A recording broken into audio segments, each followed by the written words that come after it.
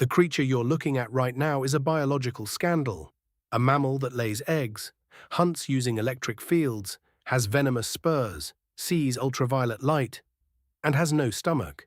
When British scientists received the first platypus specimen in 1799, they thought someone was playing a joke on them. But what if this scandal went further? What if evolution placed its bet not on us, but on it? Before we speculate, let's understand what we're actually working with. The platypus, Ornithorhynchus anatinus, is one of only 5 surviving monotremes, the oldest branch of mammals, living fossils. They diverged from our common ancestor approximately 166 million years ago. Here's what it has. Electroreception, 40,000 receptors in the bill, detecting electric fields of living creatures up to 30 centimeters away. It hunts with eyes, ears, and nose shut, using only its electric sense. Venom. Males carry spurs on their hind legs loaded with neurotoxin.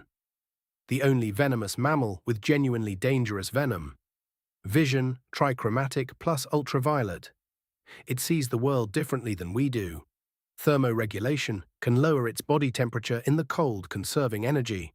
Genome, 52 chromosomes versus our 46, contains genes from reptiles, birds, and mammals simultaneously. This is not a primitive creature. This is a creature that solved evolutionary challenges differently, with a completely different toolkit. And here's the question, what if that toolkit had been enough? For intelligence, scientists identify several key prerequisites for the emergence of intelligence. Let's go through the list and mark what the platypus already has. Result, the platypus has 3 out of 5 core components. The main gaps, sociality and hands.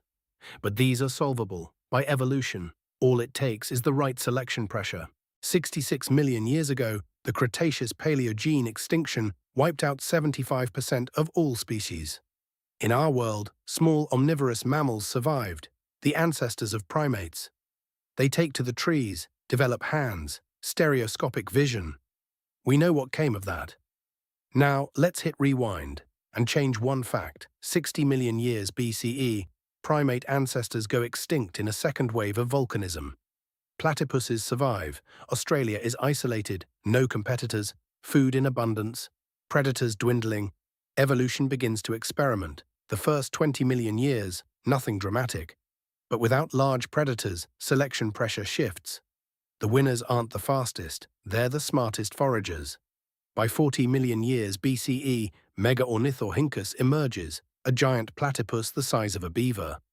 Brain volume doubled relative to body size. Electroreception evolved, now operating at distances up to 2 meters. But the most important change was something else. Pups began living in groups near burrows. The first signs of social behavior. Females recognize neighboring pups. Something resembling hierarchy begins to form. This is where evolution made its biggest bet. 25 million years BCE, climate shift, rivers shrink. Food on land becomes more accessible. An intermediate species emerges, Platymanipulus. Front limbs grew longer. Webbing between digits reduced, not a hand, but already a manipulator. For the first time in this lineage's history, the creature can hold an object. First tool use, a stone used to crack open mollusk shells. Clumsy, slow, but intentional. Hands are not just a tool, hands change the brain. Because tool use demands planning, memory of the past, anticipation of the future. Neural connections multiply, the brain adapts. 10 million years BCE, Cognitoplatus appears. Size like a koipu. Brain relative to body, comparable to a chimpanzee. They live in colonies of up to 30 individuals. They have hierarchy, territory, rituals. And, for the first time, they communicate. But not by voice.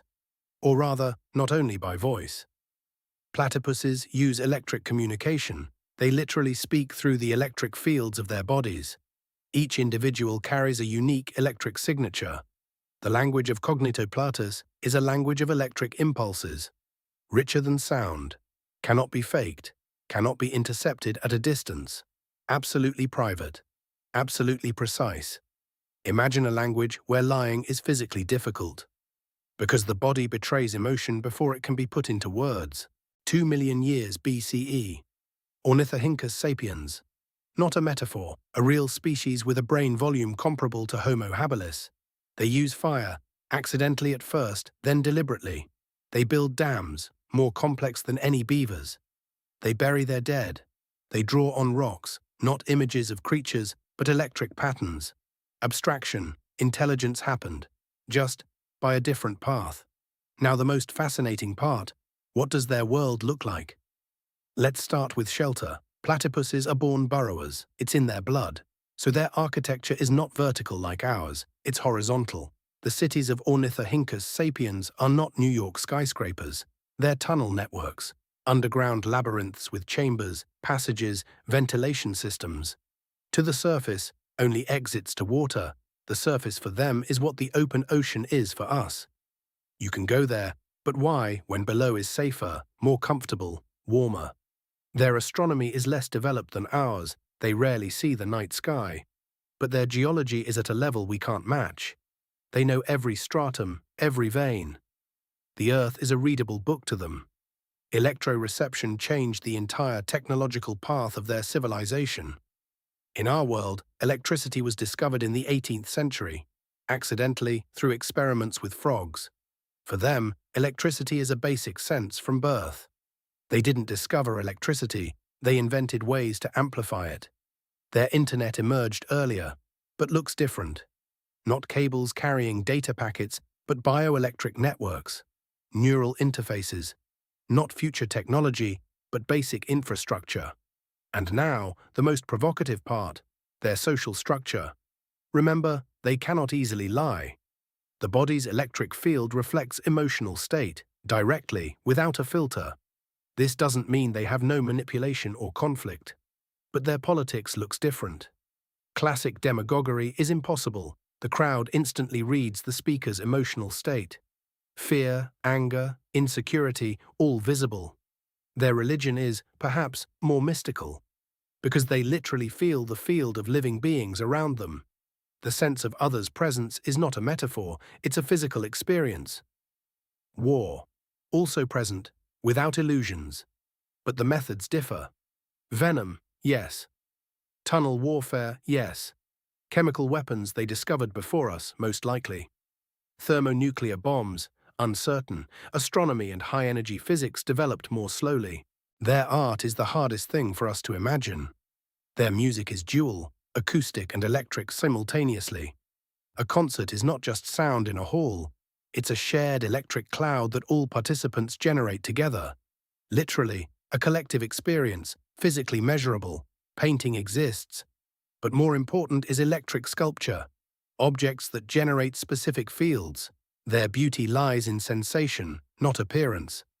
Imagine a work of art that cannot be photographed, that exists only in the moment of contact. In the world of Ornithorhynchus sapiens, there would never have been. Aviation, they don't dream of the sky. Their dream goes deeper. Advanced astronomy. Stars are distant dots to them, nothing more. Monotheistic religions, their spirituality is more pantheistic. The field of life around them physically felt. Maritime colonialism, oceans interest them as food sources, not paths to conquest. Smartphones, why a screen when you have a bioelectric interface? Photography, visual art is secondary to them. Psychoanalysis, emotions are too physically transparent to those around them to be repressed. But they would have had what we can only dream of. Neural networks long before computers, living bioelectric computing systems. Medicine without surgery, diagnosis through the body's electric field, more precise than MRI. Ecology as religion, a creature that feels the life field of a river cannot pollute it with indifference. Underground megacities, resilient to surface catastrophes. Meteors, volcanoes, climate. Chemistry, 2,000 years ahead of our current level. Collective intelligence, not a metaphor, but a literal technology built on bioelectric networks. Perhaps the greatest gift of all, they would not have destroyed the planet so quickly. Not because they're kinder than us, but because they literally feel it as alive. The platypus today is under threat of extinction. Droughts, river destruction, human expansion. In our world, it's a curiosity, a charming anomaly of nature, the subject of memes and children's books, but in some sense, it is 100 million years older than us. It had more time to become intelligent. It simply never got the chance. Or it had the wisdom not to take it. We will never know.